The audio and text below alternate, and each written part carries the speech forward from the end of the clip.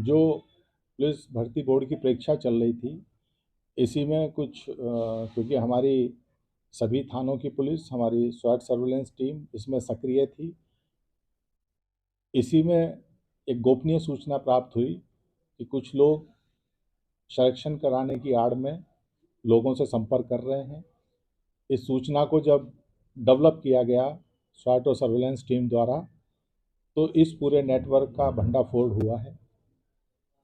ये लोग थाना नौनहरा क्षेत्र का एक दूरस्थ और बिल्कुल आबादी से कटा हुआ एक घर इन्होंने किराए पे लिया था मृदाजपुर गांव में, और वहाँ रह के अपना इन्होंने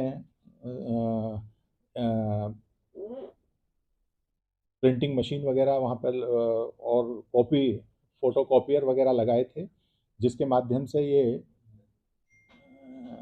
पेपर अगर इन्हें प्राप्त होता तो उसका सॉल्यूशन निकाल के तत्काल इनके द्वारा ऐसे लोग जिनसे धन उगाही की जा रही थी, क्योंकि इनके पास से 6 लाख रुपए नकद भी मिले हैं, इनके द्वारा हर कैंडिडेट को ये दिलासा दी जा रही थी कि उसका सिलेक्शन कराएंगे, और 7-8 लाख रुपए में तय कर रहे थे।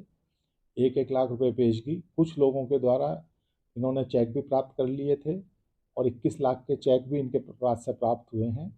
और बहुत से, क्योंकि जिस कैंडिडेट का ये कराते थे उनके प्रपत्र भी, ओरिजिनल जो एजुकेशनल सर्टिफिकेट हैं उसे भी ये रख लेते थे, तो ये सारी चीज़ें इनके पास से प्राप्त हुई है। ये बड़ी संख्या में इनके जो एजेंट हैं वो पूरे पूर्वांचल में सक्रिय थे और लोगों से संपर्क कर रहे थे।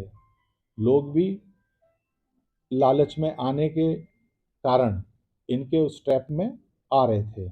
ना तो इनके पास कोई पेपर था, अभी कुछ नहीं था, केवल ये था कि जिस दिन पेपर होगा उस दिन इनके द्वारा ये करा दिया जाएगा।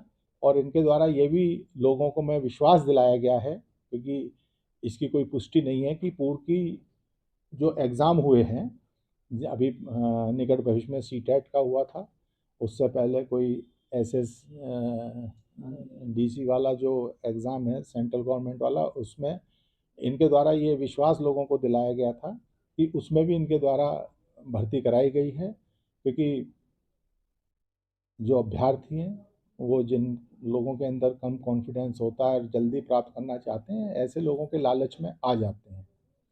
तो आज इनको गिरफ्तार करके 8 लोगों को भेजा जा रहा है। इसमें जो जब पूछताछ पे जानकारी हुई तो इनका जो मास्टरमाइंड है गोपेश यादव, उसके द्वारा ये बताया गया है कि वो कोस्ट गार्ड में पोरबंदर में सेवारत है, उसका एक और सहयोगी वहीं सेवारत है। एक और इस गैंग में जो पकड़ा गया है उसके द्वारा बताया गया है कि वो आर्मी में है। ये सब इनके द्वारा बताया गया है। इन सब चीज़ों की पुष्टि हो रही है, क्योंकि ये अभी पकड़े गए हैं और क्योंकि इन्हें जेल भेजना ज़रूरी है। बाकी इन सब चीज़ों को तस्दीक करके अगर ये सब सही होगा तो इनके संबंधित विभागों को भी लिखा जाएगा कि इनके विरुद्ध उचित दंडात्मक कार्रवाई की जाए। अब तक कितने अभ्यर्थी सर इनके टच में हैं? इनके टच में इनके एजेंट फैले हुए थे, और अभी जो हम लोगों को इनके पास से धनराशि मिली है करीब 6 लाख रुपए नगद, जो 1-1 लाख रुपए पेशगी आई है लोगों की। और इन्हें ये भी नहीं मालूम कि कौन लोग हैं, क्योंकि इनके एजेंट भी है बड़ा ऑर्गेनाइज तरीके से, क्योंकि इनकी बातों से ये जरूर लग रहा है कि ये पूर्व में भी किसी ना किसी एग्जाम में इस तरह की हिमाकत कर चुके हैं।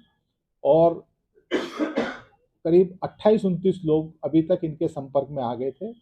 उसी में से कुछ लोगों ने गोपनीय रूप से पुलिस को सूचना दी, जिसके आधार पर इस पूरे गैंग का भंडाफोड़ हुआ है। और आप लोगों के माध्यम से भी मेरी अपील है कि जो अभ्यर्थी हैं वो इस तरह के गैंगों के चंगुल में ना आए, क्योंकि इनके पास कुछ नहीं होता है। ये 40-50 लोगों को इसी तरह से फंसा लेते हैं।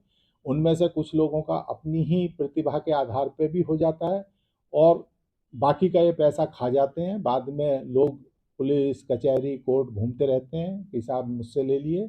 तो अपनी मेहनत के आधार पे परीक्षाओं में सम्मिलित हों।